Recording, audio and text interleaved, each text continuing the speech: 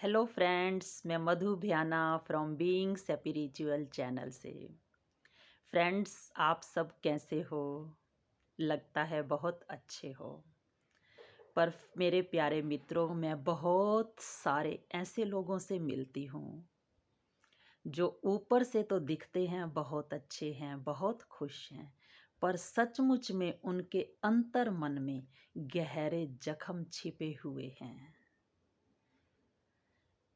और वो डिप्रेशन का, स्ट्रेस का, परेशानी का शिकार हुए ही रहते हैं। ये जख्म अंदर ही अंदर रिश्ते रहते हैं, हमारे सब कॉन्शियस माइंड में गहराई से अपनी छाप छोड़ देते हैं। सबसे पहले मैं आपको इन जख्मों के बारे में एक कहानी के माध्यम से बताना चाहूँगी। फिर हम इसकी डिटेल में जाएंगे कि इनको कैसे ठीक किया जाए और ये कौन कौन से होते हैं। तो फ्रेंड्स, एक बार एक राजा ने अपने राज्य में एक उत्सव का प्रबंध किया। उस उत्सव में राजा ने एक नाटक का भी आयोजन किया। उस नाटक में एक 5 साल की प्यारी सी कन्या की जरूरत थी। राजा को ढूंढने के बाद भी 5 साल की प्यारी सी सुंदर सी कोई कन्या नहीं मिली। तो राजा ने रानी से बात की। तो रानी बोली, ठीक है, मैं कोई आइडिया बताऊंगी। तो रानी के माइंड में शाम तक एक आइडिया आया कि उनका बेटा राजकुमार 5 वर्ष का ही था। तो रानी ने कहा कि राजा जी, हम राजकुमार को राजकुमारी के वस्त्र पहनाकर नाटक में रोल प्ले करवाएंगे।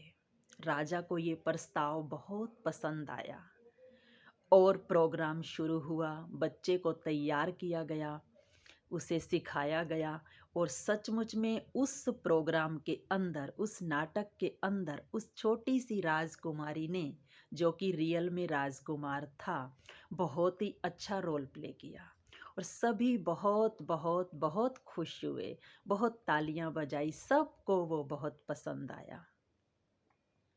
खेल समाप्त हो गया। दिनचर्या वैसे की वैसे पहले की तरह शुरू होनी थी, लेकिन रानी के माइंड में उसी वक्त एक आइडिया आया कि इस राजकुमार की, इस रानी राजकुमारी वाली ड्रेस में क्यों ना मैं एक चित्रकार से बहुत सुंदर चित्र बनवा लूं और हमेशा के लिए ये यादगार बनी रहेगी। तो राज्य के सबसे मशहूर अच्छे चित्रकार को बुलाया गया और एक सुंदर सा राजकुमारी का चित्र बनाया गया, जो रियल में राजकुमार था। तो चित्र बनकर ऐसे तैयार हुआ कि सब देखकर हैरान रह गए। और राज्य के अंदर, राज्य के राजमहल के दूसरी तरफ, दूसरे कोने में, यानी कि राज्य के दूसरे कोने में एक चित्रशाला थी, जहाँ सारे पुराने नए चित्र लगाए जाते थे। वहाँ पर इस राजकुमार का चित्र भी लगा दिया गया और नीचे डेट भी लिख दी गई।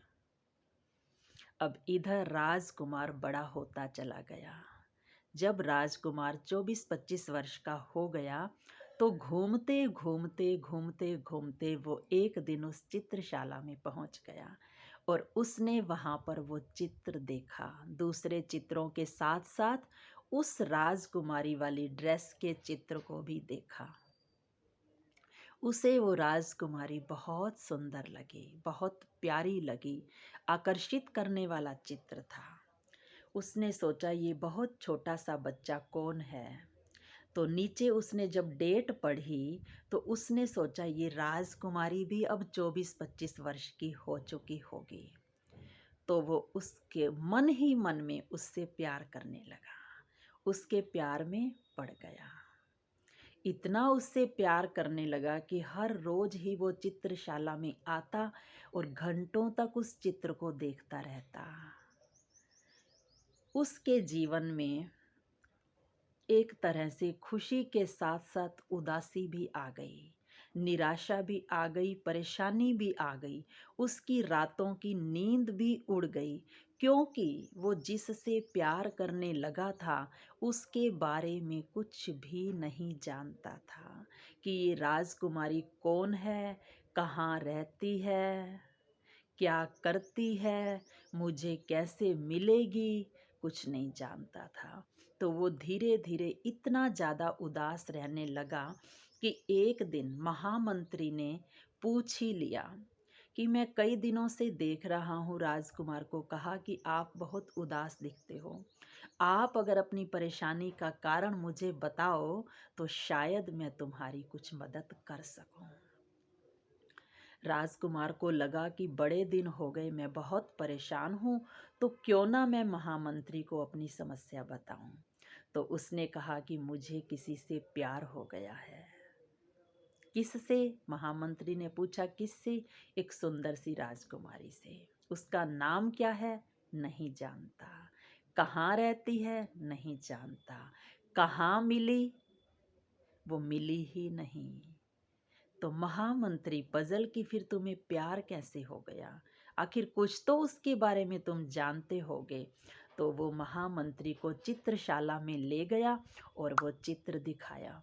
जब चित्र दिखाया तो महामंत्री ने कहा कि ये तो बहुत छोटे से बच्चे का चित्र है, इससे कैसे प्यार। उसने कहा नीचे डेट पढ़ो तुम। तो महामंत्री ने जब डेट पढ़ी और अपने माइंड पर थोड़ा जोर डाला तो उसको कुछ याद आया कि सचमुच में 24-25 साल पहले एक ऐसा आयोजन किया गया था उत्सव का, जिसमें ऐसे ऐसे ऐसे सब कुछ जो हुआ था उसे वो दृश्य घूमने लगे और वो हंसने लगा। तो राजकुमार ने कहा, मैं इतना परेशान और तुम हंस रहे हो, ऐसा क्यों? उसने उसको बड़े प्यार से समझाया कि बैठो, तसल्ली से मेरी बात सुनो। तो दोनों ने बैठकर बात की। जब महामंत्री ने उसको सारी स्टोरी बड़े प्यार से, तरीके से, सलीके से बताई कि ये तो तुम ही हो, ये तो तुम ही हो। तो सत्यता को जानने के बाद उसका मन एकदम से पहले तो शांत हो गया, फिर अच्छे से शांत हो गया। उसने स्वीकार कर लिया सच को। तो फ्रेंड्स, उसके अंतर मन में जो इतना गहरा जख्म था, जो उसको दिन रात उदास बनाए हुए था, नींद से भी दूर कर रखा था, उस जख्म को दूर किसने किया? सत्यता की शक्ति ने, सत्यता की शक्ति ने।